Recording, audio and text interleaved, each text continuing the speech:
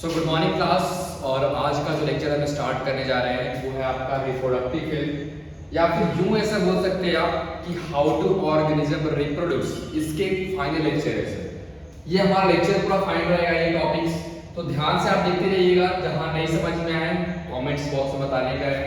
Since ये session हमारा live चल रहा है अभी, तो आप जो चाहो बोल सकते हैं। लाइव देखता नहीं मैं, ठीक है, क्योंकि मैं टाइम पास नहीं कर सकता हूँ।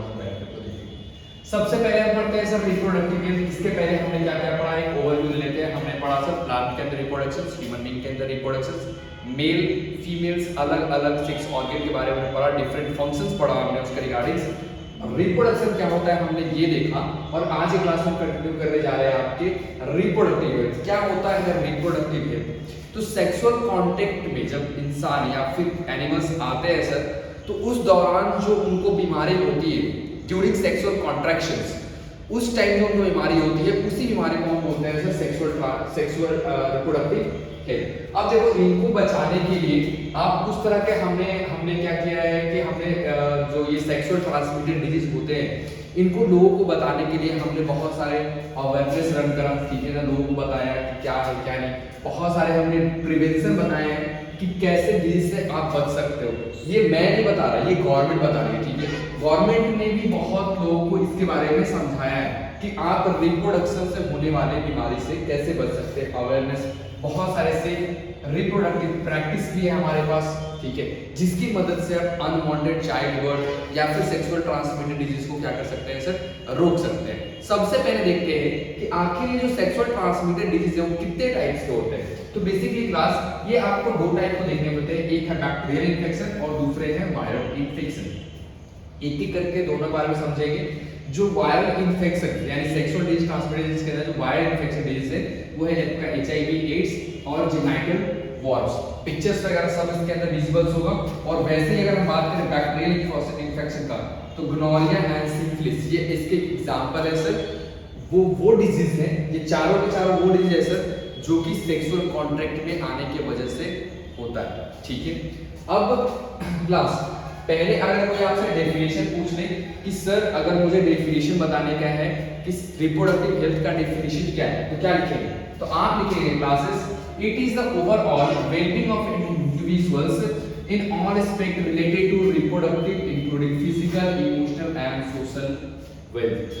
कहने का ये मतलब है कि किसी भी व्यक्ति का, किसी भी इंसान का, उसका इमोशनल हेल्थ, ठीक है, उसका फिजिकल हेल्थ, उसका इमोशनल हेल्थ और उसका सोशल हेल्थ, इन तीनों का मीडियम डिफाइन करता है कि वो person sexually healthy, reproductive healthy है या फिर नहीं है, ठीक है।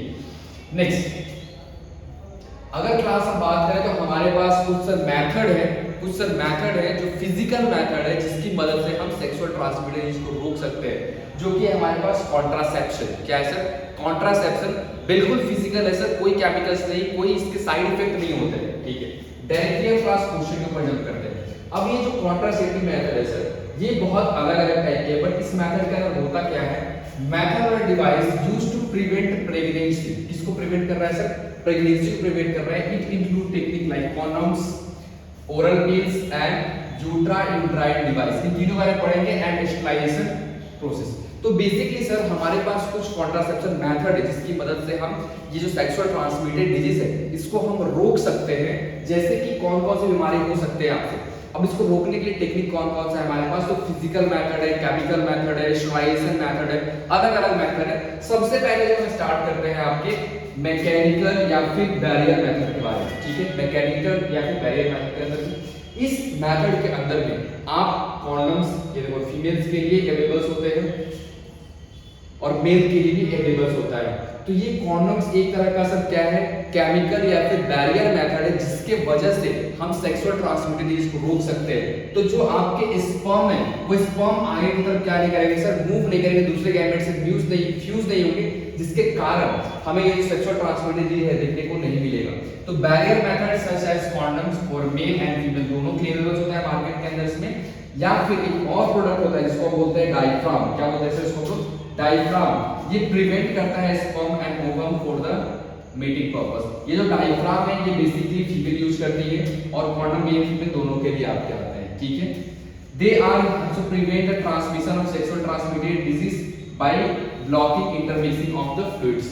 ये जो आपके पास कॉन्डम्स है, ठीक है, या फिर डायफ्राम है, ये फ्लूइड्स को मिलने से रोकते हैं। जो मेल गैमेट्स और फीमेल गैमेट का हमने बात किया था, फीमेल गैमेट से ओवा था और मेल गैमेट से स्पर्म थे सर, इन दोनों को फ्यूज होने से रोकते हैं। अब फ्यूज होने से रोकेंगे जिसके कारण क्या होगा सर, प्रिवेंशन होगा इसके सेक्सुअल ट्रांसमिटेड डिजीज का।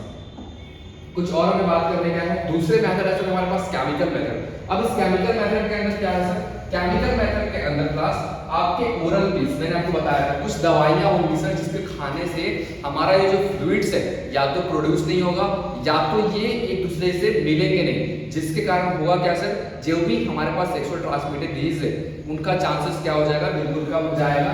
तो कुछ दवाइयां हैं हमारे पास क्लास।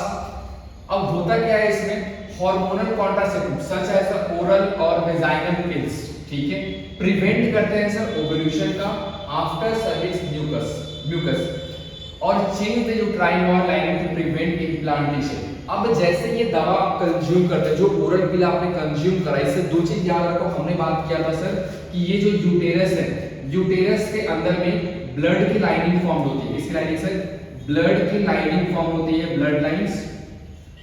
अब क्या होगा, जैसे आप ओरल पिल खाओगे ना तो ये जो ब्लड लाइनिंग है ये बनेगा नहीं, ये बॉडी से बाहर आ जाएगा। तो इस कंपेयरिंग में क्या होगा कि यहाँ पे आपकी जो फ्यूजन होगा, कि इम्प्लांटेशन होने वाला था जाइगोट का, वो अब नहीं होगा। तो जिसके कारण क्या होगा सर, हमारा एक मेथड है केमिकल मेथड, जिससे कि हम क्या रोक सकते हैं, प्रेगनेंसी को रोक सकते हैं और साथ ही साथ आप सेक्सुअल ट्रांसमिटेड डिजीज को दोनों को आप रोक सकते हैं। एक और डिवाइस होता है, देखो यहाँ पे दवाइयाँ की पिक्चर वगैरह देखते हैं। एक और डिवाइस है सर हमारे पास इंट्रायूट्राइन डिवाइस, आईयूडी के नाम से इसको जानते हैं।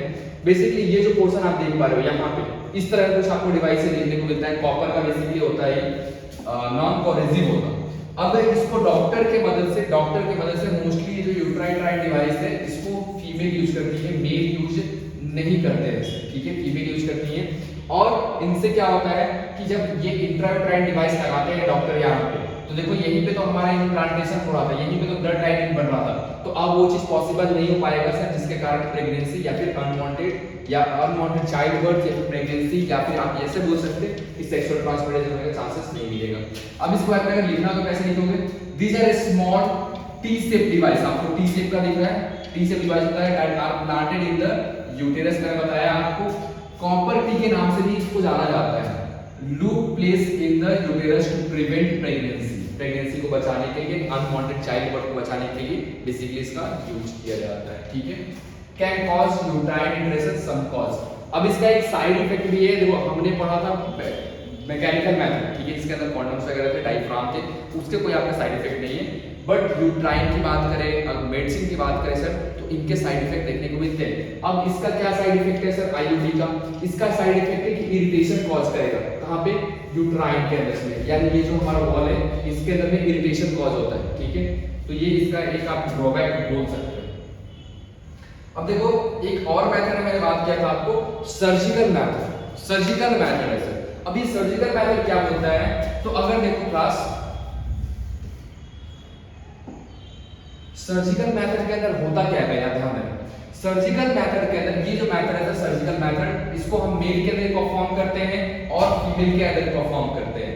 तो अब ध्यान देना, हमने बोला था ये वाला टेस्ट, ये वाला पार्ट क्या था आपके पास में, वॉस डिफरेंस। क्या था सर हमारे पास, वॉस डिफरेंस। और ये क्या कैरी करता था, ये कैरी करता था स्पर्म्स एंड टेस्टोस्टेरोन। याद है आपको मैंने बताया था हार्मोन्स के नाम के बारे में, टेस्टोस्टेरोन। तो अब क्या करेंगे डॉक्टर इस वाले पाइप को कट कर देते हैं सर, कट करके टाई नोट बांध देते हैं और इस पूरे प्रोसेस को कटिंग करके उनको बांधने को हम क्या बोलते हैं सर, वैसेक्टॉमी। क्या बोलते हैं क्लास हम लोग, वैसेक्टॉमी बोलते हैं। और वैसे ही फीमेल के अंदर ये वाला जो पाइप है इसको हम क्या बोलते हैं सर, फ्लोपियन ट्यूब। और ये फ्लोपियन ट्यूब को कट करके फिर वापस देखो ऐसे बांध देते हैं, से कुछ ऐसा कुछ इस तरह दिख रहा है, इस तरह कुछ बांध देते हैं और इसको हम बोलते हैं ट्यूबेक्टॉमी। क्या बोलते हैं इसको हम लोग, ट्यूबेक्टॉमी। तो मेल के अंदर परफॉर्म करते हैं वैसेक्टॉमी और फीमेल के अंदर परफॉर्म करते हैं ट्यूबेक्टॉमी आपके। अब होता है क्या काम है, vasectomy blocking the vas deferens to prevent sperm transfer, sperm transfer नहीं होगा इसके अंदर। और फीमेल के अंदर tubectomy blocking the fallopian tube to prevent egg transfer, egg transfer नहीं किया जाएगा उसमें। Surgical is safe in the long run but may have a risk of infections, तो इसका भी एक ड्रॉबैक है sir, surgical method sometime it's like possible कि सेफ साइड होता है हमारे पास में, but most of the times अगर हम बात करें समटाइम के अंदर में इन्फेक्शन फैलने का चांसेस रहता है, क्योंकि आपने ऑलमोस्ट इस फ्लूइड्स या फिर ऑर्गन को कट किया है, ठीक है, एक पर्टिकुलर ऑर्गन को। चलो कुछ क्वेश्चन हम कर लेते हैं class. Which of the following is a surgical method of contraception? Surgical method कौन है कॉन्ट्रासेप्शन? बताओ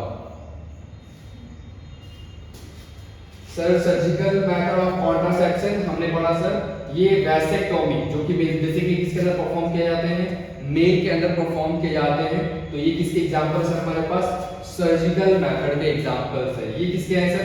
मैकेनिकल या फिर बैरियर मेथड के एग्जांपल्स है। कॉपर टी क्या कौन सा मेथड है? UID, uterine drawing device, oral pill, chemical methods. तो ऐसे आपको पता होना चाहिए। क्वेश्चन इसी तरह बनेगा, एक इसमें ज्यादा क्वेश्चन आता नहीं, बट जितना क्वेश्चन है आपको पता होना चाहिए। Which among the following disease is not sexually transmitted? कौन सा ऐसा डिजीज है जो सेक्सुअली ट्रांसमिटेड नहीं हो? तो सर हमने अभी ऊपर पढ़ के आया कि सेक्सुअल ट्रांसमिटेड डिजीज दो टाइप के होते हैं, एक होते हैं बैक्टीरियल, दूसरे होते हैं हमारे पास वायरल इन्फेक्शंस। तो ये सिम्प्लिस, एचआईवी, एड्स एंड गोनोरिया, ये आपके एग्जांपल थे। तो सिम्प्लिस और गोनोरिया किसके एग्जांपल थे? बैक्टीरियल इन्फेक्शंस के। और जो एचआईवी है आपके उसके एग्जांपल है सर हमारे पास, वो थे वायरल इन्फेक्शन, ठीक है। तो इसका करेक्ट आंसर क्या होगा हमारे पास? बी। बी किस कोई भी नहीं सूट करता सर इसके अंदर, यानी ये डिजीज सेक्सुअल ट्रांसमिटेड हेपेटाइटिस हमारे पास सेक्सुअल ट्रांसमिटेड डिजीज नहीं है। बोल रहा है यहाँ पे suggest 3 contraceptive method to control the size of human population which is initial for the health and prosperity of country. तो 3 तरीके बताने का है तुम्हारे पास जिसकी मदद से हम पॉपुलेशन को कंट्रोल कर सकते हैं। सोचो जरा sir, surgical method, chemical method और बैरियर मेथड, वो तीनों मेथड को अच्छे से एक्सप्लेन कर देगा है। तो यहाँ भी मेंशन भी किया है आपके पास भी 3 मेथड, देख लेना एक बार खोल करके। चलो क्वेश्चन है, नेम द पार्ट और organ of a human female reproductive system. Female reproductive system का पार्ट को बताने का है, पूछ रहा है where contraceptive device such as a loop and copper tube placed to prevent pregnancy। अभी मैंने बताया आपको कि ये सब कहाँ लगाते हैं सर? यूटेरस के अंदर लगाते हैं। किसके अंदर लगाते हैं सर? यूटेरस, फीमेल यूटेरस के अंदर लगाते हैं। which is a block to prevent transfer of egg। क्या ब्लॉक कर रहा है हम लोग सर? हम लोग ब्लॉक कर रहे हैं फ्लोपियन ट्यूब को। किसको ब्लॉक कर रहे हैं सर? फ्लोपियन ट्यूब को ब्लॉक कर रहे हैं। और फ्लोपियन ट्यूब को ही हम लोग ओविडक्ट के नाम से भी जानते हैं क्लास, ठीक है। तो कंफ्यूज नहीं होने का, इनको हमें ब्लॉक करने का है। और इस प्रोसेस को हम क्या बोल रहे हैं? ट्यूबेक्टोमी। क्या बोल रहे हैं sir? Tubectomy. Third number, where formation of green cell and ova take place. Green cell नहीं हुआ यहाँ पे, सॉरी मैं भी ग्रीन सेल पढ़ रहा हूँ, ये होगा जर्म सेल आपका। तो जर्म सेल एंड ओवा कहाँ बनाए जाते हैं सर? ओवरी के अंदर। कहाँ बनाए जाते हैं? ओवरी के अंदर से। From where the embryo get nutrition? From mother bloods. Mother blood से न्यूट्रिशन एम्ब्रियो कैसे लेता है सर? तो हमने एक पार्ट पढ़ा था प्लेसेंटा, याद करो क्लास।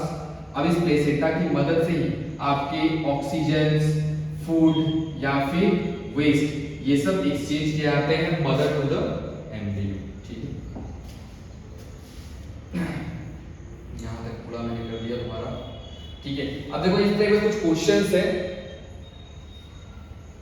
तो ये तुम्हारे नॉर्मल से है। पूरा हमारा चैप्टर खत्म होता है जो कि है रिप्रोडक्शन इन ह्यूमन बीइंग्स या फिर हाउ डू ऑर्गेनिज्म रिप्रोड्यूस। अब इसके ऊपर कुछ क्वेश्चन बच गया। देखो क्लास में जितने भी आपके बोर्ड के जो क्वेश्चन थे मैं ऑलरेडी आपको इधर करा दिया, तो दूसरे साइड से करने की जरूरत नहीं है।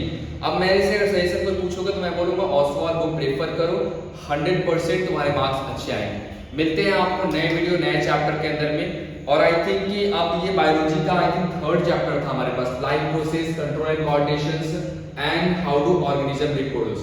तो मैं चाह रहा है कि बायो अब खत्म करके हम केमिस्ट्री की तरफ बढ़ते हैं, ठीक है। केमिस्ट्री स्टार्ट करते हैं क्लास, तो नेक्स्ट क्लास से हम केमिस्ट्री की तरफ बढ़ेंगे। Till the point, Radhe Radhe आप सभी।